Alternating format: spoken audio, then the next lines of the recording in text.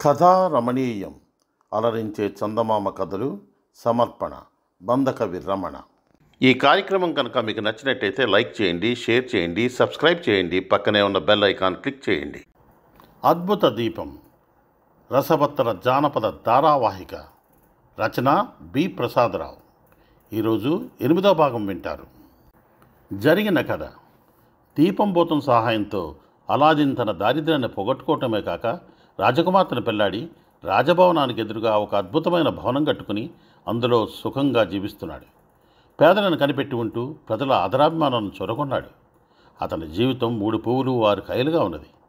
అయితే ఆనాడు అలాదీన్ని భూమి అడుగున గుహలో బంధించి తన దేశానికి తిరిగిపోయిన మొరాకో మాంత్రికుడు అలాదీన్ తిండికి మాడి చనిపోయాడని అనుకున్నాడు. తన చేతికి అద్భుత దీపం రానందుకు ఆయన చాలా చిరాకు పడ్డాడు. రోజు ఆ దీపం జ్ఞాపకం వచ్చేది. వెంటనే అలాదీన్ మూర్ఖత్వం మీద పట్టరాని ఆగ్రహం కూడా వచ్చేది. ఒకనాడు మాంత్రికుడికి ఆ దీపాన్ని, అలాదీన్ శవాన్ని కనీసం ఒకసారి చూసి సంతోషించాలన్న కోరిక కలిగింది. ఇందుకుగాను ఆయన ముగ్గులు వేసి మంత్రాలు చదివి ముగ్గుల మధ్య కూర్చుని అంజనం వేసి పరీక్షగా చూశాడు. ఆయనకు గుహ కనిపించింది కానీ అందులో దీపం లేదు.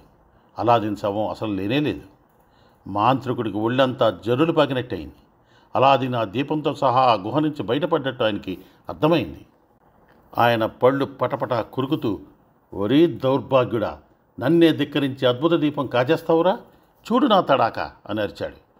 ఆయన ఆ రోజే ప్రయాణం కట్టి ఎక్కడా మజిలీ చేయకుండా నేరుగా చీనా దేశానికి వచ్చి ముఖ్యపట్టణం చేరుకుని ఒక సత్రంలో బస చేశాడు. మాంత్రికుడు మన్నాడు ఉదయమే నగరం 4 మూలలో చుట్టానికి బయలుదేరాడు. ఎక్కడికి వెళ్ళినా అలాదీన్ పేరు చెప్పుకునేవాళ్లే.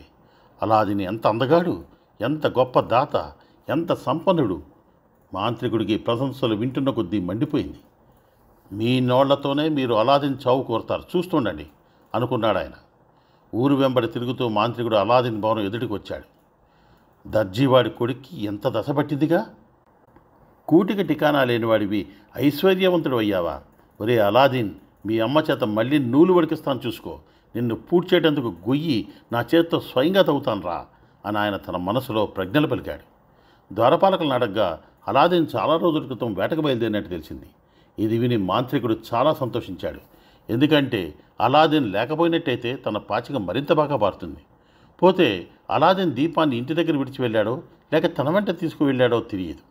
ఈ విషయం తెలుసుకుంటేందుకు గాను మాంత్రికుడు తన బసకు తిరిగి వచ్చి అంజనం వేసి దీపం అలాదీన్ భవనంలోనే ఉన్నట్టు తెలుసుకున్నాడు. ఆయనకు పట్టరాని ఆనందం కలిగింది. ఆయన వెంటనే రాగి పని వాళ్ళు ఉండే చోటుకి వెళ్ళి 12 రాగి దీపాలు కొనుక్కుని వాటిని ఒక గంపలో పెట్టుకుని, కొత్త దీపాలు, కొత్త దీపాలు, పాత దీపాలు తీసుకుని కొత్త దీపాలు ఇస్తాం అని అరుచుకుంటూ అలాదీన్ ఇంటికేసి బయలుదేరాడు. మాంత్రికుడి నెత్తిన ఉన్న పెద్ద తలపాగా, ఆయన చేస్తున్న వింత బేరము వీధిలో ఆడుకునే కుర్రాళ్ళను ఆకర్షించాయి. వారు ఆటలు మానేసి మాంత్రికుడు వెంటపడ్డారు. అలాదీన్ భవనం చేరినాక మాంత్రికుడు ఆ ప్రాంతంలోనే తారట్లాడుతూ, పాత దీపాలకు కొత్త దీపాలు ఇస్తాం అని అరవసాగాడు. 99 కిటికీల బురుజులో ఉన్న రాజకుమార్తె మాంత్రికుడు అరుపులు, పిల్లల కేకలు విని బయటికి తొంగి చూసింది. ఇదంతా చూడగానే ఆమె నవ్వింది. ఆమె దాసీలు కూడా కిలకిలా నవ్వారు. వారిలో ఒకటి తన యజమానురాలతో, అమ్మా, నేను అయ్యగారి గది తుడిచేటప్పుడు అక్కడ పీట మీద పెట్టి ఉన్న పాతరాగి దీపం ఒకటి చూశాను. దాన్ని తీసుకుని పోయి ఆ దీపాలమ్మేవాడికి చూపించి దానికి బదులుగా కొత్త దీపం ఇస్తాడేమో చూడనా అన్నది. దాసీది చూసిన దీపం అద్భుత దీపమే. అలాదీన్ వేటకు బయలుదేరే ముందు దాన్ని దాచడం మరిచాడు. విధిని తప్పించుకోవడం ఎవరికి మాత్రం సాధ్యమవుతుంది? రాజకుమార్తెకు పాపం ఆ దీపం గురించి కొంచెం కూడా తెలియదు. ఆమె దాసీదాంతో, అవునే, అలాగే చేద్దాం. మన పాత దీపాన్ని బానిసవాడి చేత పంపించి కొత్త దీపం అడగమని చెప్పు. ఆ పిచ్చిముండా కొడుకు నిజంగా కొత్త దీపం ఇచ్చాడా, మనం కలకాలం నవ్వుకోవచ్చు అన్నది. దాసీది అలాదీన్ గదికి వెళ్ళి అక్కడ ఉన్న దీపాన్ని తీసుకుని ఒక బానిసకి ఇచ్చింది. వాడు దాన్ని పట్టుకుపోయి మాంత్రికుడికి చూపి, అమ్మగారు ఈ దీపానికి కొత్త దీపం పట్టుకురామన్నారు అన్నాడు. మాంత్రికుడు అద్భుత దీపాన్ని గుర్తించి ఉడికిపోసాగాడు. కంగారు పడతావెందుకు, ఈ దీపానికి కొత్త దీపం ఇవ్వవా అని అడిగాడు బానిస. మాంత్రికుడు తన ఉద్రేకాన్ని నిగ్రహించుకుని బానిస చేతిలో ఉన్న అద్భుత దీపాన్ని లాక్కుని తన గంప చూపించి, నీ ఇష్టం వచ్చిన దీపం తీసుకో అన్నాడు.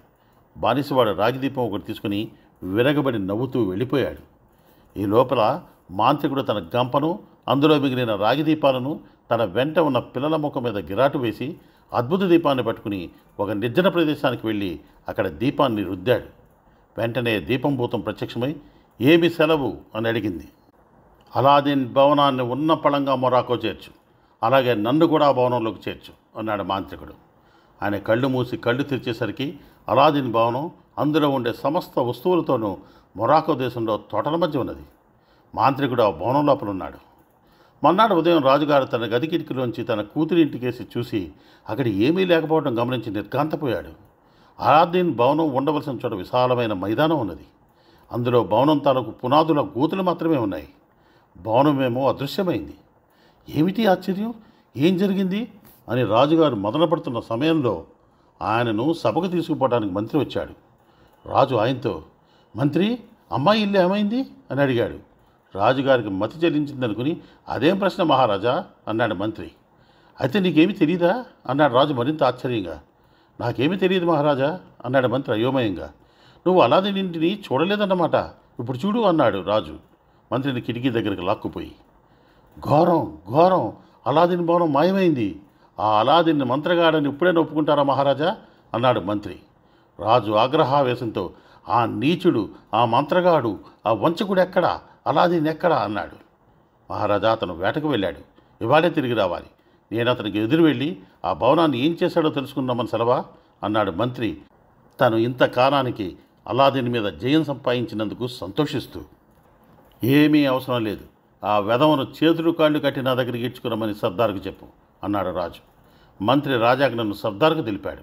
సర్దారు 100 మంది భటులను వెంట పెట్టుకుని అలాదీన్కి ఎదురు వెళ్ళాడు.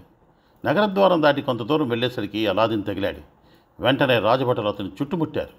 సర్దార్ అలాదీన్తో, ఏలిన వారు నన్ను క్షమించాలి, నేను రాజుగారి నౌకరును, ఆయన ఆజ్ఞ పాలించి తీరాలి. తమకు సంకెళ్ళు వేసి ఈడ్చుకురమ్మని రాజుగారు నన్ను ఆజ్ఞాపించారు. మీకు ఎంతగానో రుణపడున్నాను, అందుచేత నన్ను మీరు క్షమించాలి అన్నాడు. ఆశ్చర్యంతో అలాదీన్ కాసేపు ఏమీ అనలేకపోయాడు. చివరికి అతను, నేను చేసిన అపచారం ఏమిటో రాజుగారు చెప్పారా? ఎందుకంటే నేను ఆయనకు కానీ ఆయన రాజ్యానికి కానీ ఎట్టి ద్రోహము చేసి ఎరగను అన్నాడు. నాతో రాజుగారు ఏమీ చెప్పలేదు అని సర్దార్ జవాబిచ్చాడు. అయితే మీ విధి మీరు నిర్వహించండి అంటూ అలాదీన్ తన గుర్రం మీద నుంచి దిగాడు. సర్దార్ అతని చేతులు కట్టేసి అతని నడుముకు గొలుసు కట్టి చేతబట్టుకుని తన గుర్రం మీద సవారీ చేస్తూ నగరానికి తిరిగి వచ్చాడు. సర్దారు రాజభటులు అలాదీన్ని కట్టి తెస్తూ నగరంలో ప్రవేశించగానే ఈ దృశ్యం పౌరుల కంటపడింది. ఎందుకో రాజుగారు అలాదీన్ని శిరచ్ఛేదం చేయబోతున్నారని వారు గ్రహించారు. వారికి అలాదీన్పై అంతులేని ప్రేమ. అందుచేత ప్రజలు కత్తులు, బాకులు, కర్రలు, రాళ్లు తీసుకుని సర్దారు వెనకే నడవసాగారు. త్వరలోనే గుంపు 100ల సంఖ్య దాటి 1000ల సంఖ్యలో పడింది. క్షణక్షణానికి వారి ఉద్రేకం రెచ్చిపోసాగింది. 100 మంది రాజభటులు ఉన్నప్పటికీ సర్దార్ అలాదీన్ని రాజప్రాంగణంలోకి తీసుకుపోవడం ఎంతో కష్టసాధ్యమైంది. ప్రజలు ఆకలి కొన్న తోడేళ్లలాగా ఉన్నారు.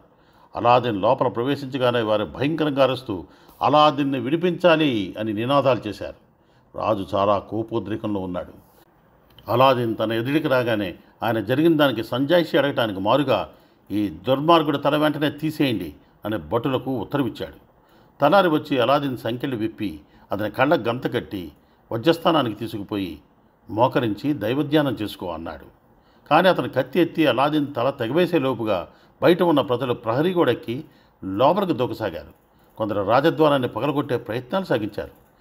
రాజు తలారితో, ఆగు అన్నాడు. ఆయన సర్దార్కేసి తిరిగి, అలాదీన్ తల తీసేయటం లేదని ప్రజలతో చెప్పు అన్నాడు. సర్దార్ ప్రజలతో ఈ మాట చెప్పిన మీదట ప్రజల ఆగ్రహం కొంత శాంతించింది. వారు ద్వారాన్ని పగలగొట్టే ప్రయత్నము, గోడల మీదకి పాకే యత్నము మానుకున్నారు. అలాదీన్ కళ్ళ కట్టిన గంతలు విప్పారు. అతను లేచి నిలబడి గద్గద స్వరంతో, మహారాజా, నాకింత అవమానం ఎందుకు చేశారో సెలవిస్తారా? నా వల్ల జరిగిన అపరాధం ఏమిటి అని అడిగాడు. ఏ అపరాధము జరిగిందో నీకు తెలియదే, చూపిస్తాను, నా వెంటరా అంటూ రాజు అలాదీన్ని రాజభవనం వెనుకవైపుకు తీసుకుపోయాడు. అక్కడ తన భవనం లేకపోవడం అలాదీన్ గమనించాడు. అతని కళ్ళు మసకైపోయాయి. అతని నోట మాట రాలేదు. పరమ నీచుడా, నా కూతురు ఏమైంది? నా ప్రాణానికి ప్రాణమైన కూతురు, నా ఏకైక పుత్రిక అన్నాడు రాజు ఆగ్రహంతో. మహారాజా, నేనేమీ ఎరగను అన్నాడు అలాదీన్. విను, నీ దిక్కుమాలిన భవనం నాకు అక్కర్లేదు, కానీ నా కూతుర్ని వెంటనే నాకు చూపకపోయావో నీ తల తీసేస్తాను అన్నాడు రాజు. మహారాజా, విధిని తప్పించుకోగలమా? నేను చెయ్యని తప్పుకు నా తల అర్పించవలసి ఉంటే అర్పించే తీరాలి. కానీ నా ప్రియమైన భార్య కోసం నేను వెతకవలసి ఉంది. అందుకుగాను నాకు 40 రోజులు గడువు ఇవ్వండి అని అలాదీన్ మనవి చేసుకున్నాడు. గడువిచ్చాను, వెళ్ళు, కానీ గడువు లోపల నా కూతుర్ని చూపలేకపోయావో నువ్వు ఎక్కడ ఉన్నా పట్టి తెప్పించి శిక్షిస్తాను. ఆ మాట జ్ఞాపకం ఉంచుకో అన్నాడు రాజు ఉద్రేకంగా. అలాదిన్ తల వంచుకుని బయటకు వెళ్ళాడు. అతను ఇప్పుడు గుర్తుపట్టేలాగా లేడు. దుఃఖంతో అతని రూపమే మారిపోయింది. అతను ఎదురుపడిన వాడిని, నా ఇల్లేమైంది, నా భార్య ఏమైంది అని అడగసాగారు. రాజుగారి నిర్దయ మూలాన అలాదిన్ మతి కాస్త పోయింది పాపం అనుకున్నారు ప్రజలు. అలాదిన్ నేరుగా నగరం విడిచి వెళ్ళిపోయాడు. ఉత్కంఠభరితమైన ఈ సన్నివేశంలో తర్వాత ఏం జరిగిందో తెలుసుకోవాలనుందా? అందుకోసం వచ్చే భాగం కోసం వేచిందాం. అంతవరకు సెలవు.